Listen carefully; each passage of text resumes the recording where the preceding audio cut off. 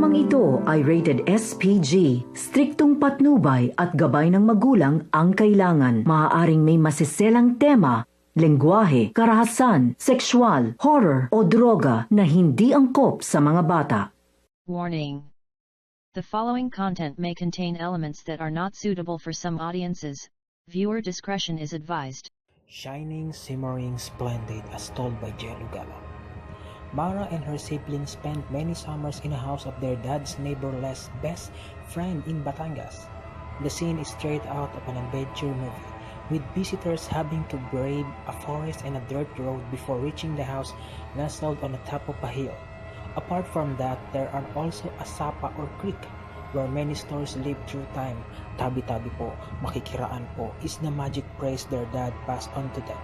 A safety net every time their cars pass by the creek, Diwatas and Duendes guard in their dad explained. One time, the trip of their father's best friend to the market was delayed when his car suddenly stopped upon reaching the creek. Baffled like a normal traveler, he went out in his car to check the engine. Instead of finding any mechanical glitch, what he noticed was sudden pristine look of the creek. Far from it, which actually looks like the sapa is not all clear water. Mara said, what did he find by the creek? Aside from the water crystal clearness, there were shrimp swimming in the creek, so many that he decided to get one. But when his car started working, he got in the car and decided not to get one. When he looked back at the creek, the shrimps vanished, turning like were never there, and the water looked dirty again. The house at Pila Laguna, as told to Katrina Masi Cambran. Tina and her fellow nursing students went to Pila Laguna for their course immersion. Before they arrived, the older students told stories of spirits lurking around their destination. Their temporary home was a two-storied house nearing a decrepit state. On the afternoon they arrived, they filled the old house first floor with noise during meeting. This caused a disturbance when one of them fell from their chair, seemingly toppled by a force unseen. It was merely the beginning. When the night fell, Tina and her friends settled in one of the rooms where a lone bunk bed sat. As Tina lay there praying, the bed began to sway. She saw a glimpse of her friend from above, whose eyes were tightly shut. He held out their trembling hands and grasped for the remainder of the night. No one spoke a word, but neither dared to sleep. With the safety of the morning light came the east and talk about the night's events. Tina's roommates revealed how she witnessed a man lurking in the shadows, a vision with long hair. She didn't distinguish a face and was glad she didn't. They were on their way out when she gave a voice to her fears. A set feet were walking down just 3 steps upstairs without arriving at the end. After that, the sensations of objects moving would be common occurrences, but it was until the next morning that the visions reappeared. One student sat opposite the staircase. When all of a sudden she jolted from her seat, she remained stone-faced as others started wondering what's going on. They were on their way out when she gave voice to her fears. A set of feet were walking down just 3 steps upstairs without arriving at the end. The group stayed in the house for 3 days. When they had to return for another immersion, nothing eventful happened again. They were only left with the feeling that someone continues to watch. Horsing around, as told by Jilu Galang.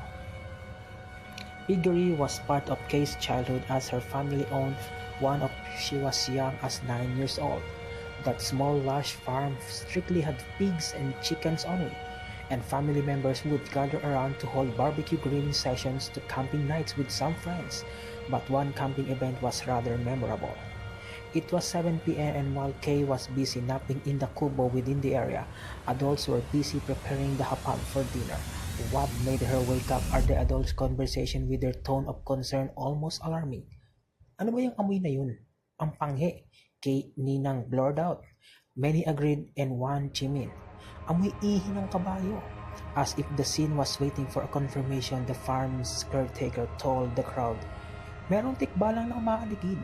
Kay made it clear to me that they had no horses at all or anything close behind backyard farmers. Within the vicinity have only pigs. The smell persisted for almost 30 minutes and they were left cautious in the dark. with only emergency lights to let them see what they could see. The Voices of the Manila Film Center, retold by Katrina Masi Cabral. The internet is filled with tales of apparitions, and one surrounding in the iconic haunted halls of the urban area aren't in any short tales. One of these is told by Husky over the Philippine Ghost Stories, set in the backdrop of the EV Manila Film Center, a building likened to an imposing mausoleum. I had regularly passed by the building myself and sensed that something was amiss. This was before I learned the history behind it. Many have covered the true story of the infrastructure in documentaries, which detail the hasty orders of Imelda Marcos to complete the construction. The incident led hundreds of laborers abandoned and left to their demise. Husky, companion with the third eye, has encountered the consequences of the restless pervading the building. They were walking along the corridors when he claimed that the walls were liquefying like fluid cement. Parang nalulusaw yung mga pader, he stammered, before running in an attempt to flee. He said they were being drawn to another dimension. The voices he heard around them were angry as they called out for help.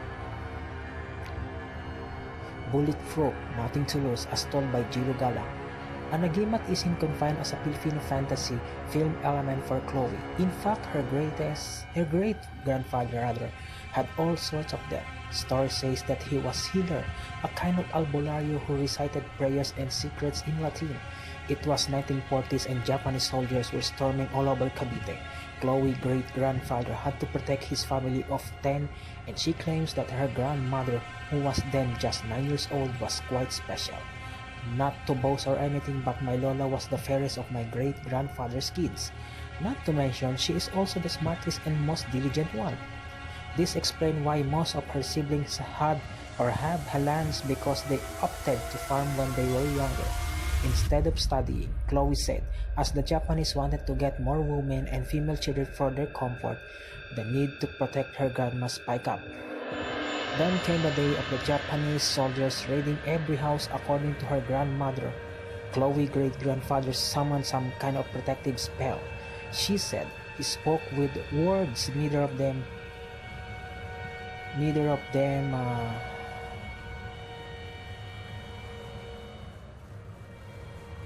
became the day the Japanese soldiers raiding every house.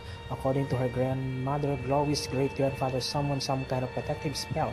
She said he spoke words neither of them understood. Chloe added, the sound of footsteps and neighbors crying for help crawled closer and closer. It was a hell on earth until her Lola noticed their house had some sort of protection, like a big invisible cloak. Bullets flying toward them just bounced. What happened to her grandpa's superpower after that? Well, Chloe was told that alleged a man of super strength got an agimat during an afternoon consultation with her great-grandpa. This man was allegedly Nadong Putik, who died in Cavite in 1970.